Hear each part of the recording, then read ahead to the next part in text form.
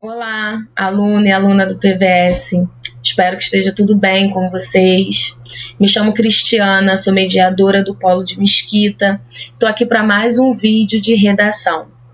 Se você tem conseguido acompanhar os vídeos aqui no canal, você já sabe que a gente está falando sobre a estrutura da dissertação argumentativa. Os dois últimos vídeos abordaram a introdução e hoje eu vou falar sobre a conclusão da redação. Esse assunto está no capítulo 6 da nossa apostila para você se localizar. Seria muito bom que você desse uma lida depois e tentasse fazer os exercícios. Para começar, a primeira coisa que é importante a gente entender é o objetivo desse parágrafo. Qual é o propósito da conclusão? Nesse caso, propósitos. Ela tem um papel duplo, ela tem duas funções. A primeira função, básica, ela é muito simples. O objetivo dela é confirmar o ponto de vista que foi defendido ao longo do texto. A segunda função, a que chamamos de avançada, ela é um pouquinho mais complexa. O objetivo dela é ampliar as fronteiras do texto. A gente já vai ver cada uma dessas funções especificamente. Antes, vamos ver como fica a estrutura do parágrafo. Se esse parágrafo tem duas funções a cumprir, então, textualmente, ele vai ter dois momentos. Vamos ver. O parágrafo de conclusão se divide em ratificação da tese, que é a função básica, e desfecho criativo, que cumpre a função avançada. Então, é nessa ordem que vão aparecer as duas funções da conclusão. Entendido? Agora sim, vamos à função básica. Como eu disse, ela é muito simples. O objetivo dela é simplesmente confirmar, reafirmar o que foi dito lá na tese, a tese que você construiu na sua introdução. Essa função básica aparece na primeira frase do parágrafo. E essa retomada da tese, ela vai acontecer por meio de paráfrase. Você não vai simplesmente copiar e colar, você não vai simplesmente escrever a tese, mas você vai trazer a mesma ideia da introdução para a conclusão, só que com outras palavras. Além disso, é preciso fazer uso de conectivos conclusivos, para mostrar para o nosso leitor que a gente está terminando a nossa argumentação. Uma observação importante a respeito da tese feita por pergunta retórica. É aquela tese em que a gente faz um questionamento sugestivo. Essa tese, se você optar por ela, a retomada dela vai ser uma resposta direta. Beleza? Vamos ver uns exemplos para que isso se materialize na nossa cabeça? Nós temos aqui parágrafo de introdução e de conclusão de uma redação sobre o tema, o poder da transformação do esporte. Nós vamos focar na introdução apenas na parte da tese, que apareceu sublinhada ali. Diz que para que a prática desportiva possa desempenhar sua função nacionalista e seu papel na inclusão social, é preciso que o governo e as empresas a considerem prioridade pública. É essa a ideia que vai ser retomada na conclusão. Torna-se evidente que o esporte é capaz de exercer uma influência positiva na coesão nacional e no desenvolvimento social, desde que o Estado e o segundo setor façam sua parte. Percebam o que eu falei sobre paráfrase. O que estava na tese como prática desportiva, função nacionalista, aparece na retomada da tese como esporte, influência positiva. Governo e empresas aparecem como Estado e segundo setor, e considerem prioridade pública aparece como façam sua parte. Aqui, todos os termos da tese foram retomados, lá na conclusão, mas não precisa ser necessariamente dessa forma. Você pode fazer uma retomada mais genérica, como aconteceu aqui.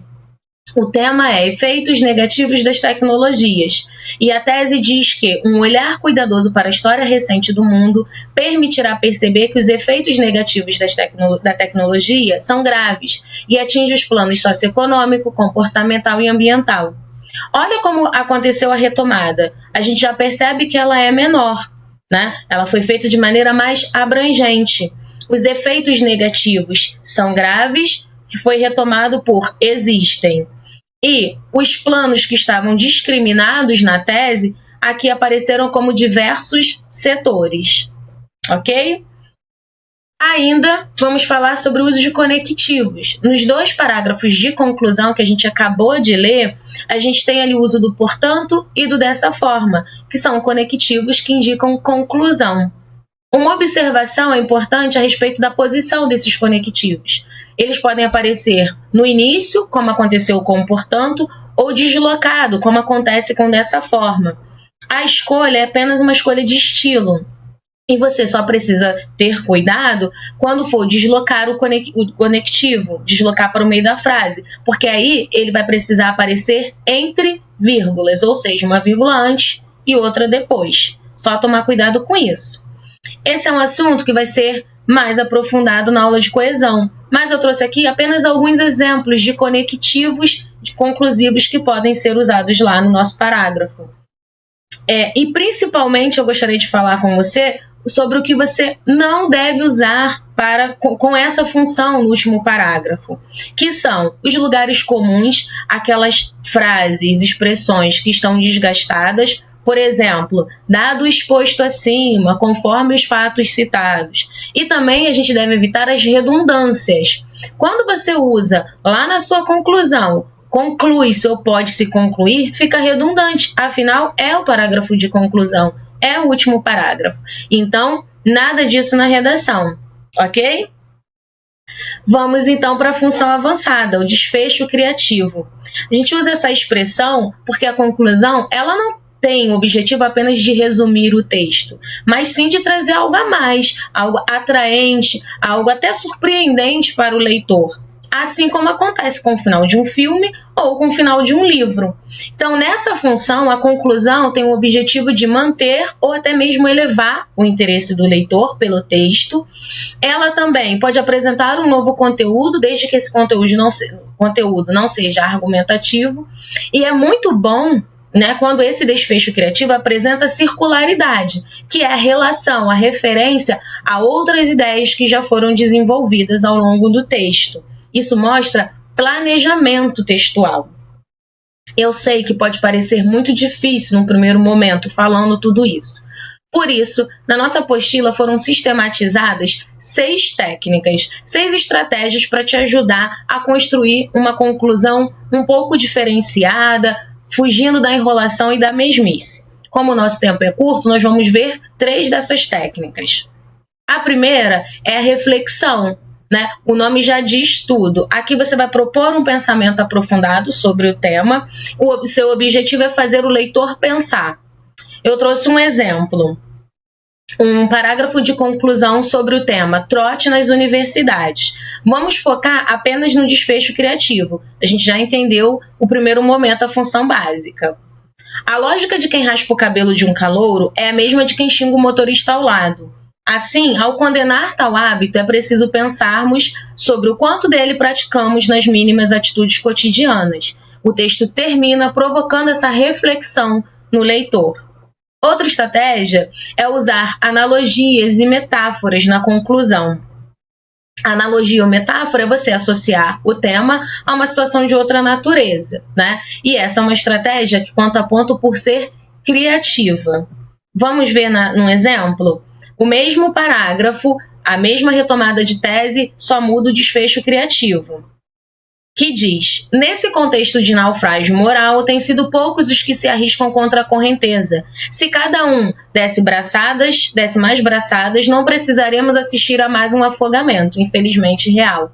Aqui a situação de violência nos trotes nas universidades foi associada, né, à situação de naufrágio. E aí construiu-se essa analogia. A última estratégia que eu trouxe foi a da solução. Quando o tema apresenta uma problematização, você pode usar essa estratégia. Só evite os discursos panfletários. O que significa? Aqueles discursos cheios de ordens. Denuncie, faça, né, pense. Além disso, é preciso ter bom senso. Nós devemos propor soluções que sejam realmente aplicáveis.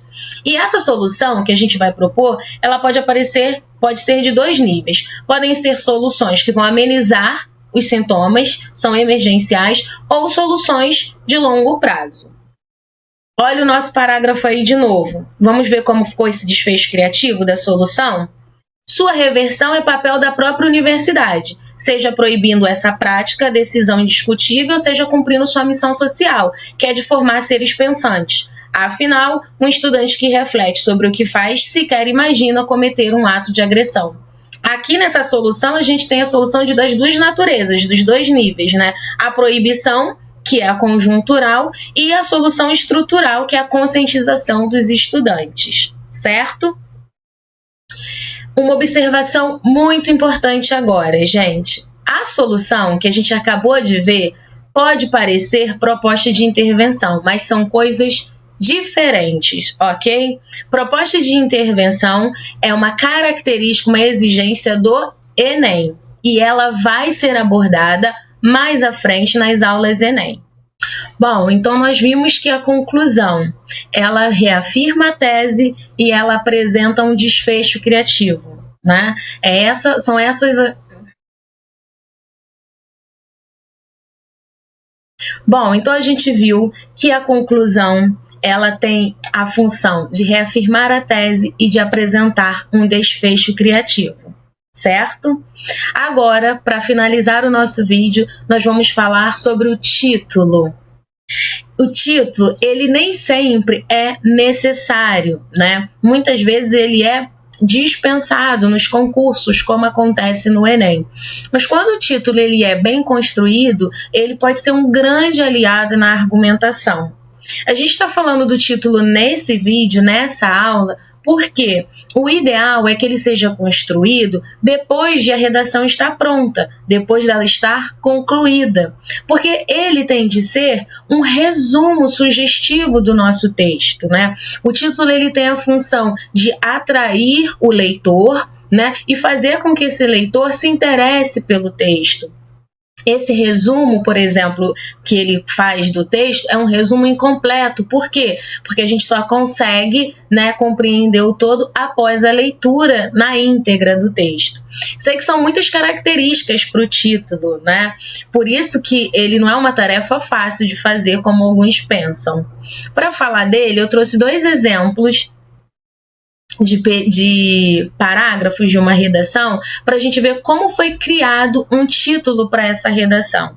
Aqui nós temos o tema trabalho infantil e o parágrafo de introdução e de conclusão dessa redação. Nós não vamos ler os parágrafos inteiros, mas eu quero pegar junto com vocês algumas informações. Lá na introdução, para fazer a contextualização do tema, foi citado ali o período da escravidão e da abolição, né? A Lei Áurea está ali. Lá na conclusão, isso foi retomado, porque a gente sabe que é assim que funciona. Então, fala sobre as grandes mazelas serem de fato resolvidas, né? Não como foi.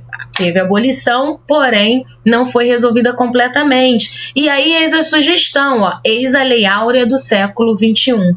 Por que eu quis trazer esses dois parágrafos? Para só depois a gente ver o título, para a gente ver como o título resume bem o texto. O título se chama Nova Lei Áurea, ou seja, a Lei Áurea do século XXI, para realmente livrar todas as crianças do trabalho infantil.